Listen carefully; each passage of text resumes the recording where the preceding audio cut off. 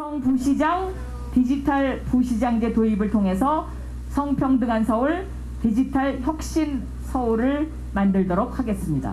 저와 안철수 후보는 새 정치를 약속했습니다. 청년들에게 희망을 줄 수 있는 그런 서울시 함께 힘 합쳐서 반드시 만들어내겠습니다.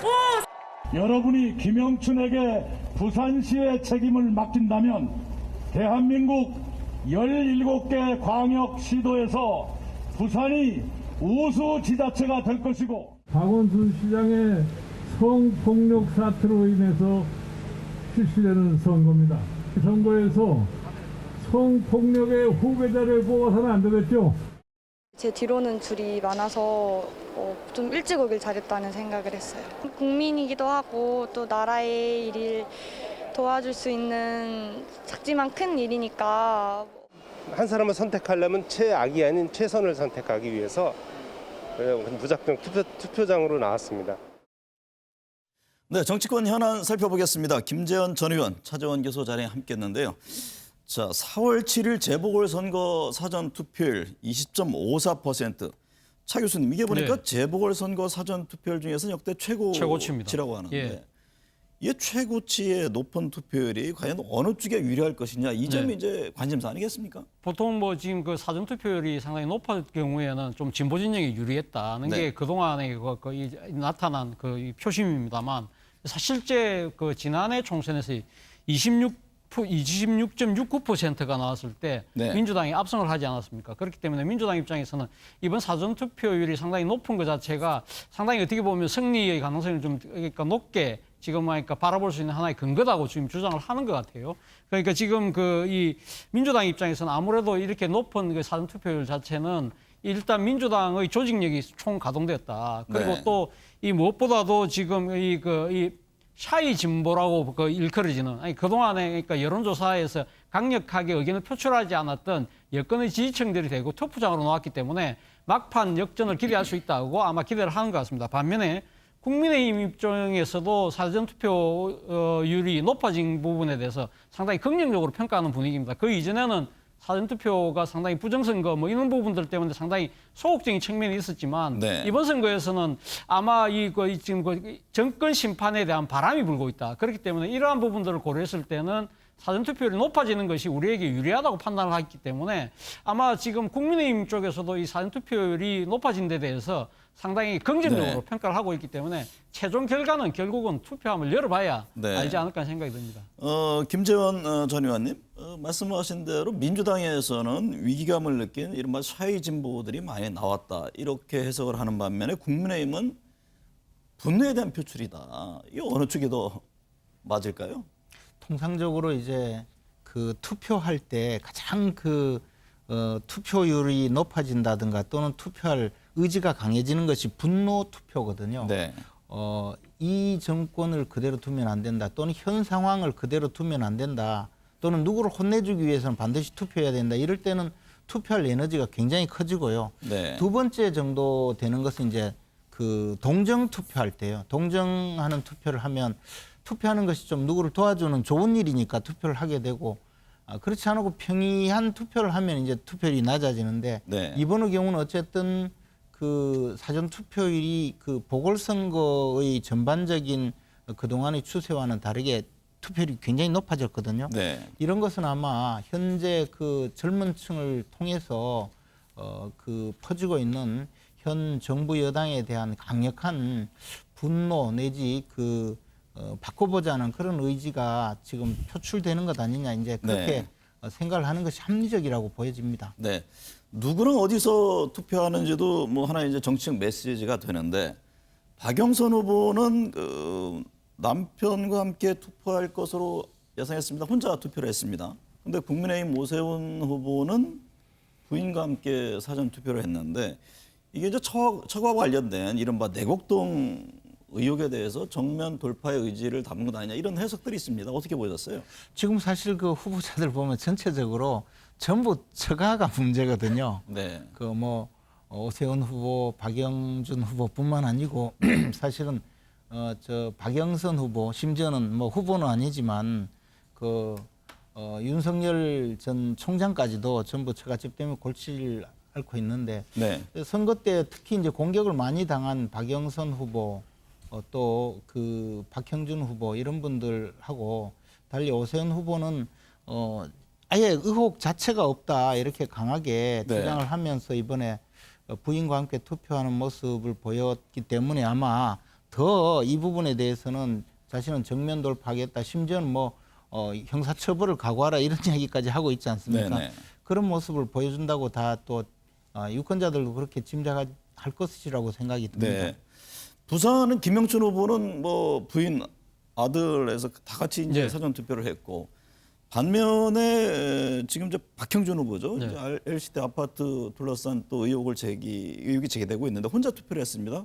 어떤 메시지로 분석을 하시는지요? 일단 뭐 김영춘 후보 입장에서는 뭐 지금 그 자신과 관련된 여러 가지 의혹들이 조금 있기는 합니다만 그러나 네. 그런 부분들에서 상대적으로 자유롭다. 그렇기 때문에 부인과 또 자식까지 또 그러니까 이 동반해서 투표를 하는 것은 김영춘 후보가 원래 이 그 두 번의 그러니까 선거를 그 서울에서 했지 않습니까? 그리고 네. 이제 부산으로 내려왔는데 이제 완전한 부산 사람이라는 부분들을 아마 좀 강조하기 위해서 일가족 다 대동해서 투표를 한 것이 아닐까 하는 생각이 들고요. 반면에 박영준 후보 입장에서는 뭐 그 구체적인 뭐 이 지금 그 이 이유는 뭐 정확하게 알려지지는 않았습니다만 일반적으로 추정하기에는 아무래도 부인과 관련된 여러 가지 의혹들이 지금 그러니까 제기되고 있는 상황이기 때문에 그런 부분들에 대한 아마 조금 염두를 둔 것이 아닐까 하는 생각이 듭니다. 지금 사실 뭐 부인과 관련된 의혹이 LCT 아파트뿐만 아니라 네. 또 부인이 지금 하고 있는 그 미술과 관련된 여러 가지 그 일들 그런 부분들이 뭐 기장에 뭐 또 뭐 이런 불법 건축물이 있었다는 등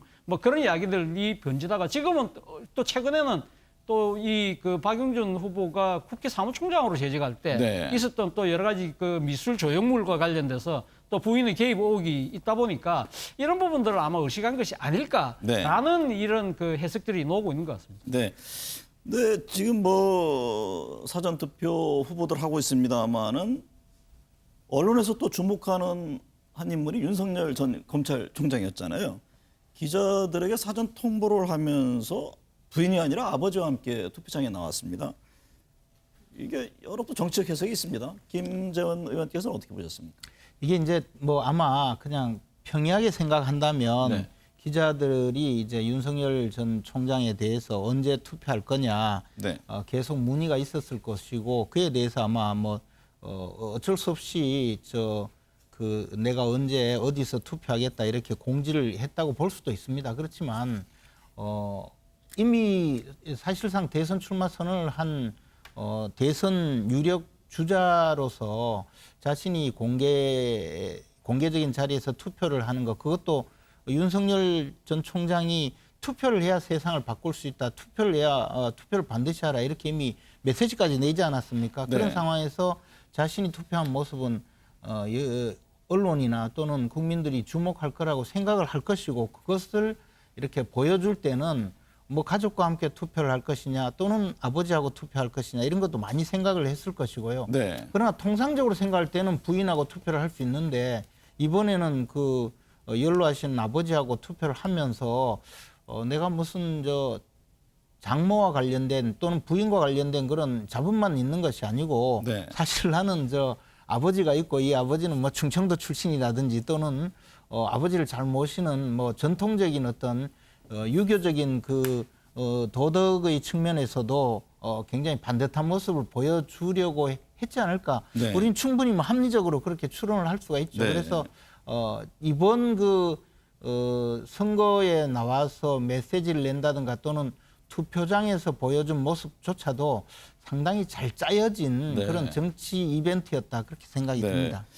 기자들을 불러 모았지만은 정작 기자들이 네. 대권 행보하느냐 이 질문에 또 침묵을 했습니다. 네. 김재원 전 의원께서 잘 짜여진 각본에 따른 움직임이다 이런 해석을 했는데 왜 침묵을 했을까요? 결심을 못한 겁니까? 아니면 정치적 행보 속에서 나온 그런 움직임일까요? 사실 그 투표하기 전날 기자들에게 문자 메시지를 통해서 언제 누구랑 투표한다는 부분을 이야기를 하지 않았습니까? 네. 그렇기 때문에 상당히 많은 그 언론에서는 아마 이 투표하는 당일날 뭔가 정치적 메시지를 낼 거라고 생각해서 많은 취재진이 몰렸었는데요. 그런데 네. 그거하고는 전혀 다르게 침묵으로 일관했는데 저는 아마 이 윤석열 총장이 이런 격언을 생각하지 않았을까 생각이 드는데요. 아마 이렇게 기자들 다 모인 상태에서 침묵을 하는 것은 바로 금이다. 이런 생각을 아마 했던 것 같아요. 사실 지금 현실적으로도 투표장 인근에서 이 정치적 메시지를 내놓는 것 자체가 쉽지는 않습니다. 왜냐하면 이 투표장 100m 이내에서 정치적 메시지를 낼 경우에는 공직선거법 위반 논란이 쌓일 수 있거든요. 그리고 또 연로한 부친을 모시고 투표를 하는 행위 자체를 넘어서 뭔가 정치적 메시지를 낸다는 것 자체가 너무 지나친 정치 행보 아니냐는 오히려 역풍을 자초할 수 있다. 그렇다고 한다면 세간의 궁금증을 이렇게 불러일으키고 난 뒤에 아무 이야기를 하지 않는 것 자체가 오히려 더 많은 화제를 낳는 이 지금 모습을 연출하고 있잖아요. 이러한 부분까지 다 고려를 한 것이라고 한다면 우리 아까 방금 김 의원님 말씀하신 것처럼 상당히 정치적인 나름대로 기획이 아주 치밀하게 짜여졌다는 그런 평가도 가능할 것 같습니다. 서울시장 선거의 경우에는 지금 내곡동 오세훈 후보죠. 생태집을 운영했다는 주인과 아들이 라디오 방송에 나와서 구체적인 얘기를 했는데 이제 오세훈 후보 입장에서는 무슨 소리냐, 사실이 아니다 이렇게 이제 반박을 했습니다. 이 와중에 박영선 후보의 전략기획본부장이죠, 진성준 의원이 상황에 따라서 중대 결심을 배제할 수 없다. 이게 도대체 무슨 의미냐 논란인데 직접 얘기를 듣고 말씀을 이어가겠습니다. 오셨어요. 기억해요. 예. 잘생기셔가지고 눈에 띄어요. 주방에 오셔가지고 그때는 그 오세훈 의원이라고 하더라고요. 오세훈 의원님을 모시고 왔으니까 잘 좀 부탁한다고 맛있는 것 좀 해주시라고 주방에 와서 그렇게 말씀하셨어요.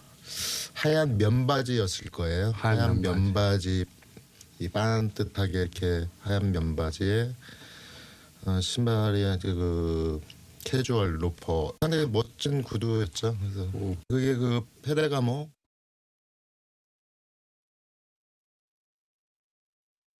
오늘 내곡동 식당 주인 인터뷰가 좀 계속 화제이고 논란인데요.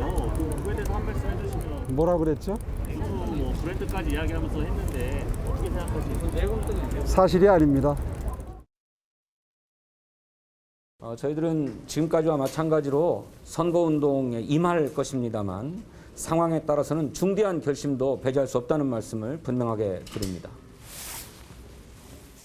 김재원 전 의원님, 이제 오세훈 후보를 둘러싼 논란이 진행 중에 중대 결심 얘기를 했습니다. 어떤 걸 염두에 둔 발언입니까? 근데 이제 본질적으로 보면 오세훈 후보가 자기가 시장 재직 시절에 처갓집 땅값을 많이 받도록 해주기 위해서 부당하게 그 지역을 그 보금자리 주택 지역으로 지정해주고 그로 인해서 비싼 값에 수용이 되도록 해줬다. 이 의혹을 계속 제기했는데 오세훈 후보는 그에 대해서 그것이 아니라고 정면 돌파하는 것을 넘어서서 뭐 처갓집 땅이 있는 줄도 몰랐다, 또는 나는 그 계획을 모른다, 건설국장이 정결이다, 이렇게 계속하면서 현장에 가본 적도 없다, 이렇게 하면서 특히 누가 양심 선언을 하면 후보직 사퇴하겠다, 이렇게 계속 조금 과도하게 자신의 무고함을 설명하다가 이제 이 말꼬리 잡히는 그 수준으로 가버린 측면이 있거든요. 사실 뭐 저기도 측량에 국회의원도 아닌 사람이 측량 현장에 있었다 한들 그게 무슨 의미가 있으며 없었다 한들 의미가 없는데 아예 뭐 현장에 가본 적이 없다고 하다 보니까 점점 이제 발목이 잡힌 형국이 되었거든요. 그런데 이제 민주당으로서는 호기를 잡은 것이 결국은 허위사실 공표로 이 문제는 선거법 위반이다.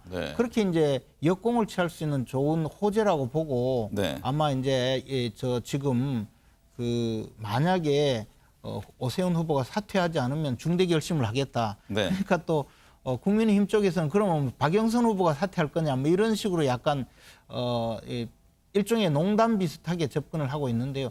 제가 보기에 박영선 후보 측에서 할 수 있는 유일한 것은 이제 허위사실 공표로 인해서 이 선거에서 오세훈 후보가 당선된다 하더라도 뭐 당선 무효가 될 것이다, 이런 논리를 강하게 주장하면서 이제 마지막의 어떤 네거티브 전략으로서 대대적인 어떤 이벤트를 통해서 오세훈 후보를 고발을 하고 그것을 통해서 여론을 환기를 하기 위해서 지금 중대 결심 이야기를 하는 것 아닌가 생각을 합니다. 아마 그렇게 해서 오세훈 후보 측을 압박을 하고 이제 오세훈 후보가 굉장히 뭐 잘못한 듯이 내보이면서 이제 마지막으로 표심을 몰아가려고 할 텐데요.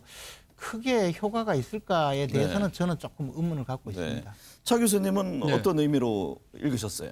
일단 뭐 지금 뭐 말씀하신 것처럼 저도 뭐 민주당이 중대 결심을 할 수 있다는 것은 뭐 크게 봤을 때는 아마 허위사실 공표에 의한 아마 선거법 위반으로 뭐 고소 고발하는 정도가 아닐까라는 생각이 듭니다만 네. 어쨌든 지금 그러니까 민주당 입장에서는 그러니까 공직 후보자가 상당히 그러니까 지금 선거에 나와서 이 거짓말을 한다 이런 부분도 상당히 이 하자가 있는 후보라는 부분을 적극적으로 부각하는 것이 아닐까 하는 생각이 들고요. 네. 아마 민주당의 이런 생각 속에는 아마 1995년도에 당시 서울시장 선거 때 1위 후보였던 박찬종 후보가 이 거짓말 논란에 휩싸이면서 결국 낙마됐던, 아니, 그러니까 패했던 그런 기억들을 떠올리고 있는 것이 아닐까 하는 생각이 드는데 과연 그것이 통할 것인가?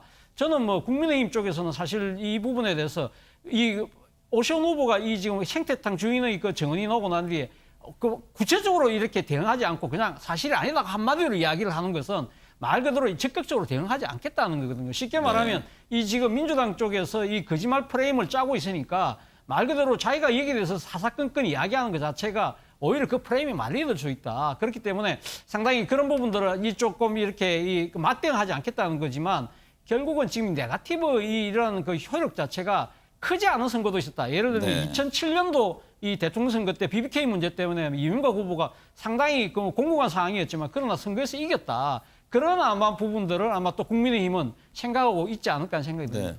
이번 보궐선거 이외에요. 사실 대선 주자들도 각각 명함이 엇갈릴 겁니다. 이른바 뭐 차기 대선의 전추전 이런 해석들도 있는데 김재원 전 의원께서는 여야 주자들의 어떤 명함, 대선 결과에 따라서 어떤 예상을 해볼 수 있을까요? 지금 당장에 이제 민주당의 이낙연 대표의 경우에는 지지율이 떨어질 뿐만 아니라 본인이 이제 사과를 했거든요. 그동안 뭐 부동산 정책이나 또는 국민들 뭐 마음을 제대로 받들지 못했다 이런 이야기를 했는데 사실 이낙연 대표의 경우에는 그런 부동산 정책의 문제에 대해서 사과를 해도 좀 애매한 것이 국무총리로서 그 정책의 중심에 있었고 또 법안 통과시키고 이럴 때는 민주당의 대표로서 사실상 사과를 했다면 본인이 모든 책임을 져야 되는 상황이거든요.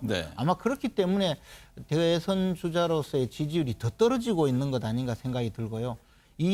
이재명 지사의 경우에는 어쨌든 뭐 약간 비껴 있고 또 사실 그 지방자치단체장으로서 선거에 직접 개입할 수 없기 때문에 비껴 있는 상황이고요. 지금 국민의힘 쪽에서 돕고 있는 안철수 대표의 경우에는 정치적으로는 자신의 여러 가지 정치적 실익을 많이 찾고 있다고 보여집니다. 아마 이번 선거가 끝나고 나면 안철수 대표는 뭐 정계 개편이라든지 또는 국민의힘과 합당을 일단 예고를 해두었기 때문에 어떻게 할지 그런 여러 가지 그 측면에서 계속 정치권의 주인공으로 남을 수 있는 가능성이 있고요. 그다음에 뭐 선거를 돕고 있는 나머지 분들이야 크게 부각되는 경우는 별로 없어 보입니다. 다만 이제 앞에서도 봤듯이 윤석열 전 총장의 경우는 나름대로 굉장한 주목을 받았기 때문에 저는 결국에 안철수 대표와 윤석열 그 전 총장이 이번 보궐선거를 통해서 꽤 정치적인 자신의 그 존재감을 드러냈다고 생각합니다. 북한 내용도 잠깐 살펴보죠. 북한 김여정 그 부부장이죠. 그 조선중앙통신을 통한 담화문에서 대통령의 서해 수요날 기념식을 두고서 뻔뻔스러움의 극치다, 철면피다. 상당히 거치게 비난했습니다. 그 이유는 어떻게 봅니까? 일단 뭐 이 북의 입장에서는 아마 문재인 정부가 상당히 그러니까 보수 눈치, 미국의 눈치를 보고 있다고 아마 판단을 하는 것 같아요. 이거 서해 기념식은 2018년, 2019년도에 문재인 대통령이 참석하지 않았거든요. 그런데 지난해하고 올해 2년 연속으로 참석했다. 이것은 결국 북한 입장에서는 상당히 좀 대북 강경 세력들하고 상당히 손을 잡는 뭐 그런 하나의 행보라고 아마 해석을 하고 있는 것 같고요. 특히 그날 그 발언 중에서 바로 전날 있었던 그러니까 북한 미사일 발사에 대해서 바람직하지 않다고 공개적으로 상당히 실타를 하지 않았습니까? 이런 부분들에 있어서는 자신들 입장에서는 상당히 자위권 차원에서의 그런 준비부에 대해서 이 남한 당국자가 최고 당국자가 이렇게 하는 부분에 대해서 자기들은 받아들일 수 없다는 입장을 분명히 이야기하고 있는 것 같고 그리고 특히 또 이 문재인 대통령이 강한 해군력을 이야기했어요. 네. 그런 부분들에 대해서도 아마 상당히 북한 입장에서도 상당히 적잖은 위협을 느끼고 있는 것이 아닐까라는 생각이 들고요. 무엇보다도 지금 문재인 정부가 임기 말이다. 그렇다고 네. 한다면 이제는 뭐 문재인 정부에 특히 기대할 것 없다. 지금 뭐 바이든 행정부의 대북 정책 재검토가 끝나는 대로 바로 미국하고 협상에 나가겠다는 일종의 신종 뭐랄까요 통미봉남 네. 식의 아마 그런 의도를 드러낸 것이 아닐까 하는 생각이 듭니다. 김재원 전 의원께서는 어떻게 보셨어요? 임기 말이라는 걸 꼭 집어서 얘기를 하더라고요. 근데 이제 지금 잘 보면 김정은 위원장은 입 다물고 가만히 있고요. 동생인 뭐 사실 선전선동 부부장 뭐 이런 직함인데 그 막말만 남쪽에 욕하는 담당으로 이제 여동생이 김여정이 나와서 네. 뭐 지난번에는 삶은 소대가리라고 욕하고 말이죠. 이번에는 보면 뭐 철면피다 뻔뻔하다 막 이루 사실상 그 어떤 정부에 대해서 욕할 수 있는 그런 역사적으로 이런 일이 잘 있는가 싶은데요. 네. 결국에 이제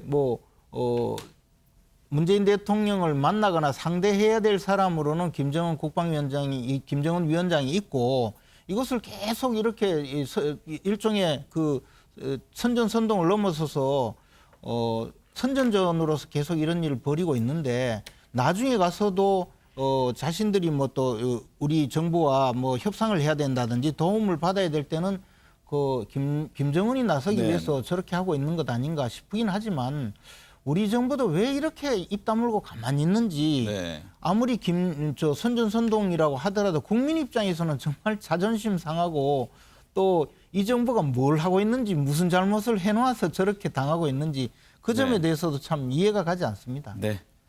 오늘 두 분 말씀 감사합니다.